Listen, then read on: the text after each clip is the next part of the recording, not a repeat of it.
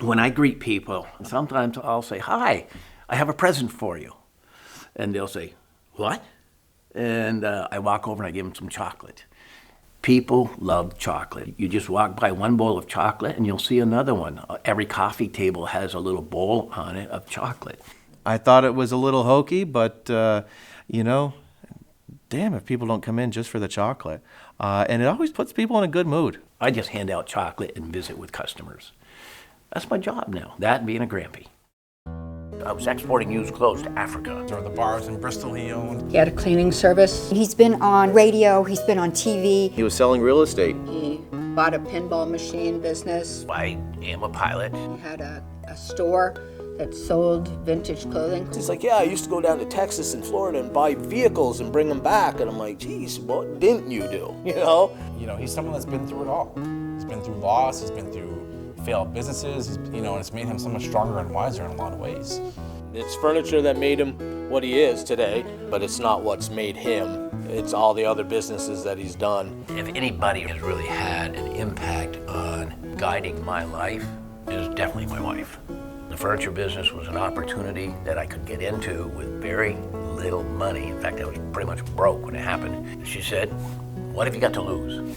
I mean, who is it that says, yeah, Wendell, you know, go buy a bunch of used clothes and export them to Africa. It's okay, Wendell, go buy a hot dog truck. You know, that was my mom. Whatever it is, it works for them. We met on a blind date.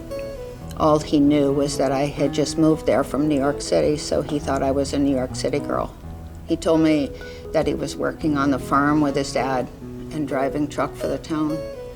And when I asked him how many head he was milking, he knew right away I wasn't a New York City girl. When I first opened the Wendells Furniture up in Milton, I had nothing to draw people other than me, so I would say, "Come see Wendell, I make deals." And my father-in-law was quick to inform me that the best deal I ever made was marrying his daughter. We had a problem with a customer's order. It was just before Christmas. She was literally 9 months pregnant. She needed a rocking chair. She wanted it before, and she needed it for after. Well, it all come in late. We loaded the stuff on. Wendell says, "Can you meet me on your way home at this place in Essex?" I'm like, "Absolutely." We did it after hours. We deliver the stuff, and the lady's very appreciative. He's like, "Wait a minute, I'm not done yet." Goes back out to his truck and comes back in with like 3 or 4 Target bags. And he says to the woman and me, "We're gonna have a baby shower right now. I apologize for everything that happened.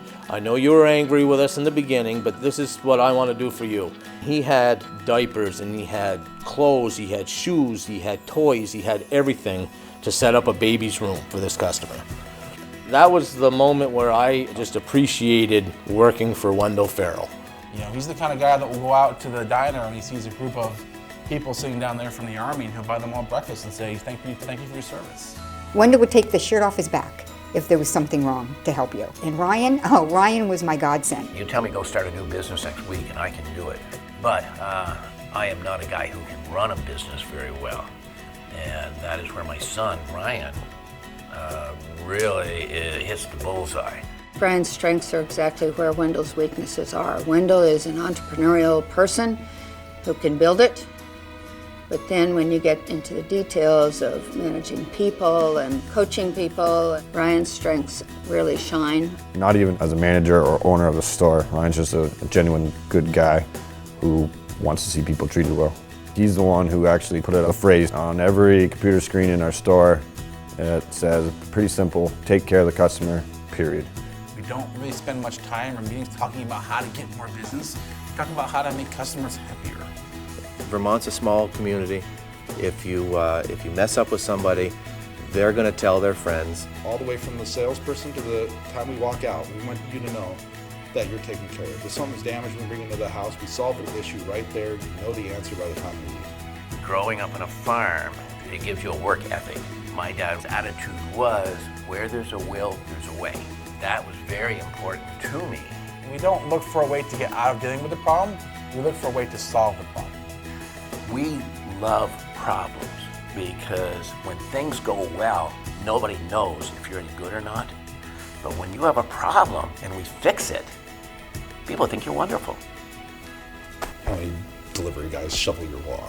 You know, just the little extra steps that not normal delivery guys would do. That's what we do. We see people at different points in their lives, and there are times when somebody may have terminal cancer, and we just have to make them more comfortable for the time that they have left.